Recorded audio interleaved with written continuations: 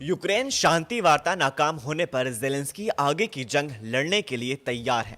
तो वहीं जेलेंस्की की तरफ से एक ऐसा भी बयान सामने आया है जिसमें जेलेंस्की ने कहा कि रूस की तरफ से सकारात्मक जवाब नहीं आया तो बंदूक उठाने के अलावा कोई और रास्ता नहीं बचेगा। वहीं यूरोप और अमेरिका ने जेलेंस्की की सुरक्षा गारंटी वाली डिमांड ने पुतिन का गुस्सा भड़का दिया है। रूस का मानना है कि ब्रिटेन और फ्रांस मिलकर यूक्रेन को भड़का रहे हैं, यानी जलती हुए तंदूरी आग में भर भर के घी डालने का काम कर रहे हैं। रूस और यूक्रेन के बीच का युद्ध एक ऐसी गुत्थी बना हुआ है जिसे सुलझाने में अमेरिकी राष्ट्रपति डोनाल्ड ट्रंप के भी पसीने छूट गए हैं। उन्होंने खुद रूसी राष्ट्रपति से मिलकर मुलाकात की, अपने सबसे कुशल सलाहकार को डील के लिए रूस भेजा। यूक्रेनी राष्ट्रपति जेलेंस्की को प्यार और फटकार दोनों से मना कर देखा, लेकिन यह मसला सुलझ ही नहीं रहा है। इसी बीच एक और बड़ी खबर यह है कि एक बार फिर से रूस अमेरिका के प्रतिनिधि मिलकर यूक्रेन मसले पर का हल निकालने के लिए मिलेंगे।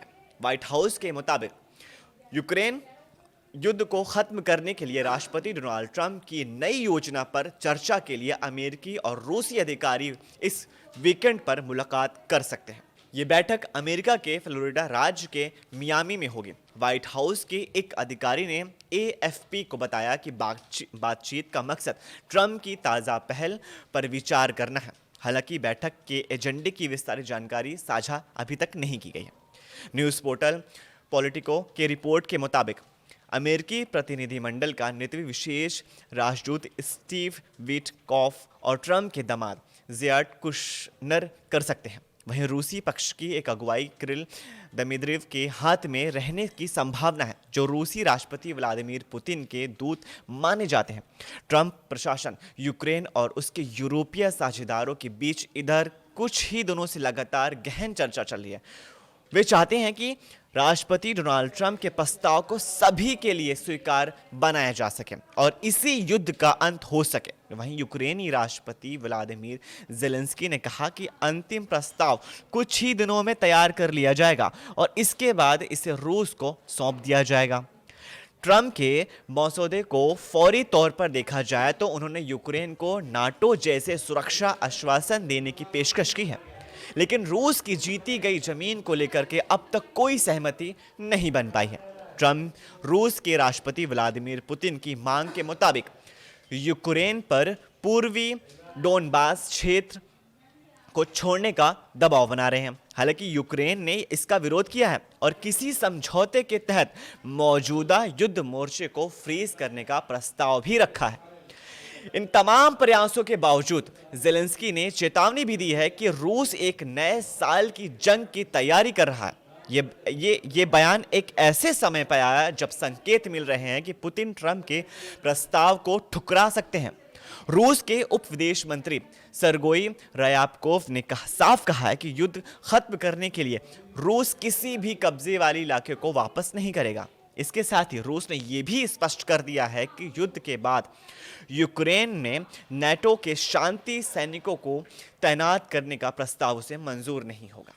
करीब 4 साल से चल रहे रूस यूक्रेन जंग के खत्म होने की संभावना के बीच राष्ट्रपति व्लादिमीर जेलेंस्की ने भी एक बड़ा खेल खेला है। जेलेंस्की ने कहा कि जंग खत्म कराने के लिए अमेरिकी अधिकारियों के साथ चल रही वार्ता में प्रस्तावित समझौता कुछ दिनों में अंतिम रूप ले सकता है। इसके बाद अमेरिकी राजदूत इसे रूसी राष्ट्रपति कार्यालय क्रेमलिन को सौंपेंगे और अगले वीकेंड में अमेरिका में आगे की बैठक हो सकती है।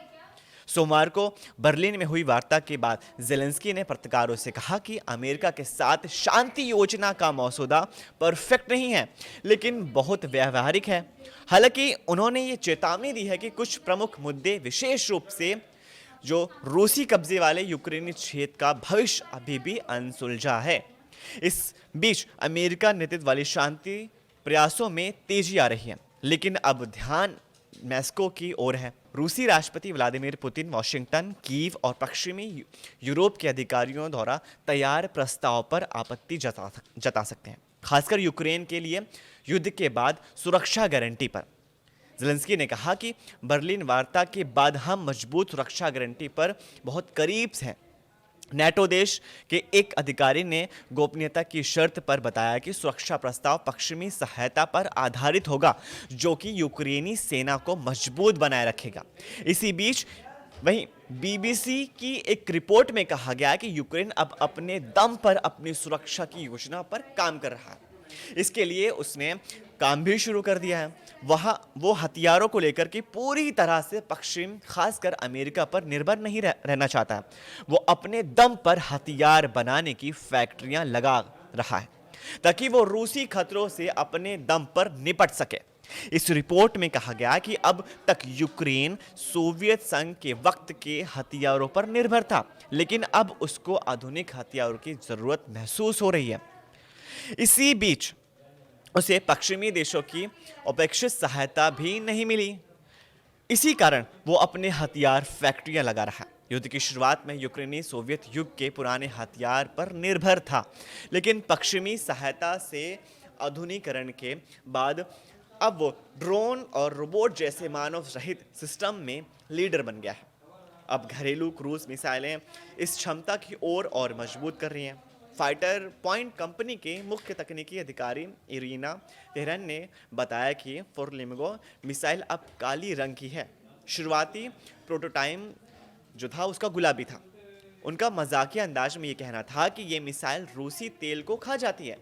यह मिसाइल द्वितीय विश्व युद्ध यानी सेकेंड वर्ल्ड वॉर की जर्मन V1 रॉकेट से मिलती जुलती है। इसकी रेंज 3000 किलोमीटर बताई जा रही है, जो कि अमेरिकी टॉम हॉक मिसाइल जैसे दिखती है। इस वीडियो को ज़्यादा से ज़्यादा लाइक कीजिए, अपने फैमिली और व्हाट्सएप ग्रुप में शेयर कीजिए और नीचे दिए गए कमेंट्स में हमें अपनी राय ज़रूर शेयर कीजिए। हम फिर मिलेंगे एक नई खबर के साथ, तब तक के लिए शुक्रिया।